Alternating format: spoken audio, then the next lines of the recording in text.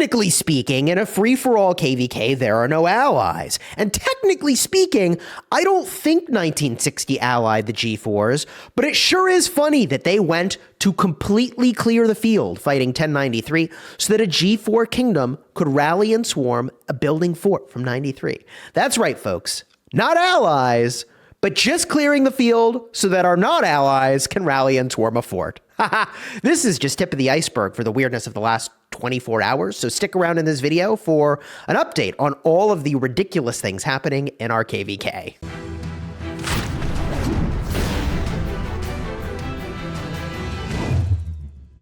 Hello, my friends, and welcome back. I'm Chisgule Gaming, and it's not a coincidence that when Free-for-All was announced, I called it the always stupid always format. Because despite the spirit of a free-for-all being everybody fighting for themselves, the reality is that, well, yes, people are fighting for themselves in the most selfish way possible. And the most selfish thing that 1960 could do in this instance is actually to go and clear the field so that this 1093 fort could get destroyed.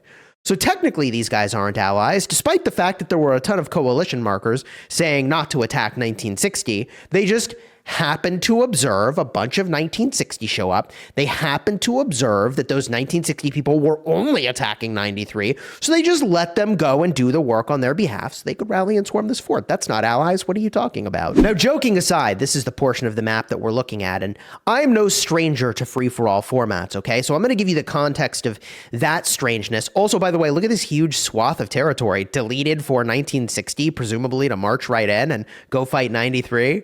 Dude, the G4s deleted their territory here to let 1960 go through. Now, okay, I don't know that they did it to let 1960 go through, but let me just give you a little context, okay? Because this is not Chisgule's first free-for-all, aka always stupid, always KvK. I fought against 556 and I believe it was 1875 and also 365 long ago, okay? And this was a free-for-all format where, you know, kingdoms were deleting territory for each other so they could get into strategic positions, and we're not allied, but like, okay, you know, allied-like behavior versus being allies, there's not that much of a difference at the end of the day. And here we are with ally-like behavior, even though technically they're not allies. But, you know, I think it's correct for kingdoms to behave in their self-interest in a free-for-all KvK.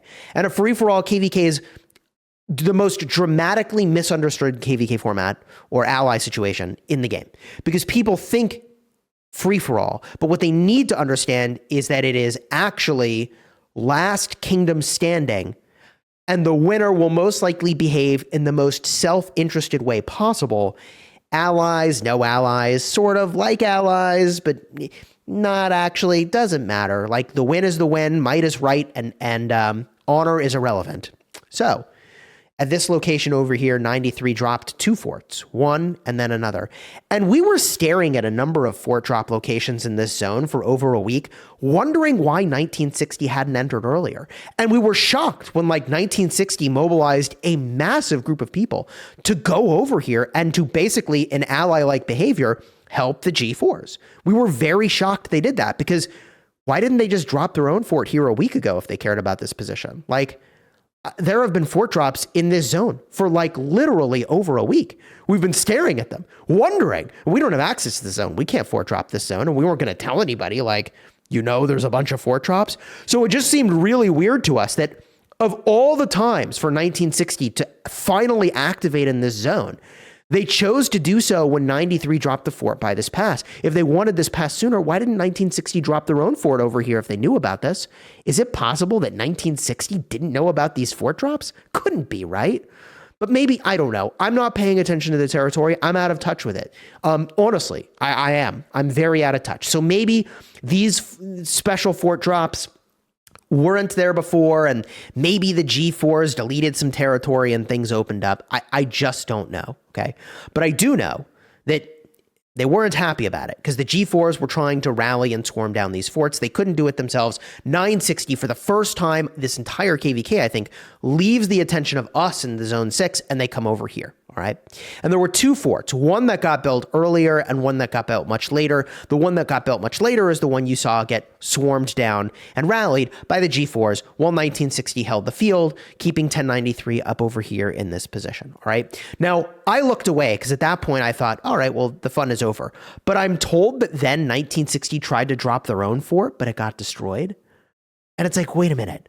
Why would you drop your own fort now? Did you really not know about the fort drop spots over here? It couldn't be. I don't know. I don't know what was going on over here, but it was weird. But we took advantage of this opportunity while they were over here to go burn a little bit of 1960s territory off of ours. So they were touching us. We burned it off. Subsequently, they came back over once I didn't see this happen, but I'm told they dropped a fort and it failed. I don't know. It's hard for me to believe that they would do that, but whatever. So they come back into the zone with us, and let me switch accounts so I can show you this territory without showing the markers. All right, so here we are in zone 6, and we've been pretty much pushed back to these forts over here. Remember, this is where 1960 was clearing the field for the G4s, and then the G4s were rallying our stuff. And, I think that happened only once or twice, but yeah, no, you remember, okay? You remember when these things happen. Anyways, we were fighting off 1960 and Four Kingdoms over here at the same time. We did so successfully, but now 1960 is up on this position, and we're basically giving this position. Now, it is funny. I did also low-key almost solo defend this fort with Yoda. I actually recorded this, so if you want to see, Yoda was like, hey, Chisgule, I want to solo fill this fort, put your captain in. I was like, all right. If you want to see us solo defending this, just let me know. Someone tried to clown our defense of this, which I find really hilarious because they show their side of the report and they're like, haha, we got you. And it's like, okay, I can show my side of the report. Oh, wrong account. If you want to see it, I'll show you. You just let me know if you want to see a solo fort defense with me and Yoda. And a couple other people poured it over, which I appreciated because I thought we were crazy, but it was actually very fun. I had a good time. It was content, baby. Just let me know if you want to see. Anyways, this is the position where we're pinned down. All right. And they've got us basically at one touch point. And so we've got to defend this flag. And, they built up to it. But the thing that this leaves me scratching my head about is, why didn't they take us to one touch point sooner? I'm pretty sure they could have had us at one or two touch points very, very early in the zone opening. And then they could have put their attention over here. And they probably could have had another pass into Kingsland over here, potentially. They've really avoided fighting 1093 up until this fort drop happened. So it's kind of surprising. I'm really left wondering, why not have held us off at one touch point?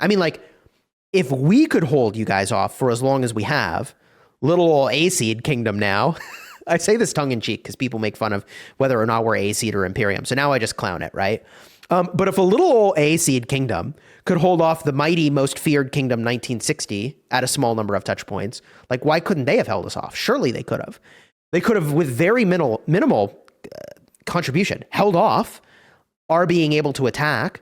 We would have been between them and 93. We would have had to defend this area against 93 instead of them. They put themselves in between us. I don't know why, right? I don't know. I don't know what they're doing. Okay. I'm not the strategy guy. I'm not the territory guy. Thank goodness. But this is what the map looks like. All right. We're pushed all the way back over here. I kind of expected we would be back to our passes by now. So I'm actually shocked. A, we've been able to hold as long as we have, but B, that they're not pushing harder than I assume could if they wanted to, but they don't want to. And the losses have been pretty meaningful.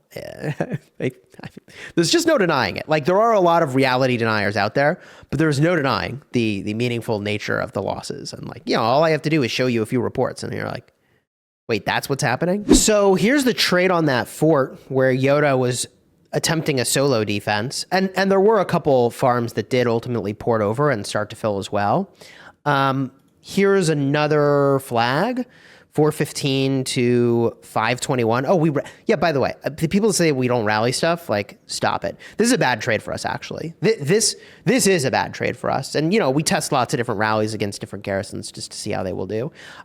Here's a garrison that they just swarmed, 284 to 520, and they're swarming with mains. I know these are high power players, but, oh, Jesus. Hey, yo, that's a violation. Oh, my God. 200, dude, Hey, yo. What in the hell is that? Dude, do they have gear on? Oh my god. Wait, that was a joke.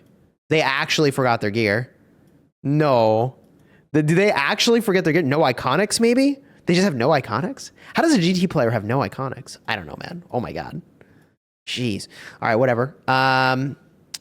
736 to 1.2. These are all new reports that I've not showed to you in the past, by the way. 76,000 to 497,000. I mean, I don't know, bro. 1.2 million to 2.1 million. It's just an average day for us, you know? Just doing what we do. And I'm like, not even kidding. Like, this is actually just what we've been doing every single day. Here's a Chisgule flag, 606 to 1.2. What else we got? Here's Sewell Rally. I've been calling him Sir William. The C is for Sir, even though I know that that's not what that actually is. I don't know, man. You get really sleep deprived and weird in these KvKs. 1.4 million to 2.7. Whatever. It's a flag. Is it double rallied or single rallied? Looks like it's just a single rally plus a swarm. So, you know, what is this? Ethel Matilda? What are they doing? They're just eating AoE, I guess. I don't know, man. This flag, if I showed this report I showed in a prior video. All right. So, anyways, this KvK is insane. And you know, it's free for all. Do I think that 1960 is actually allied with the G4s? No. So what happens next in this KvK, man? Well, in just a couple days, the pass is open where 93 can actually start to invade, and that is going to get really interesting.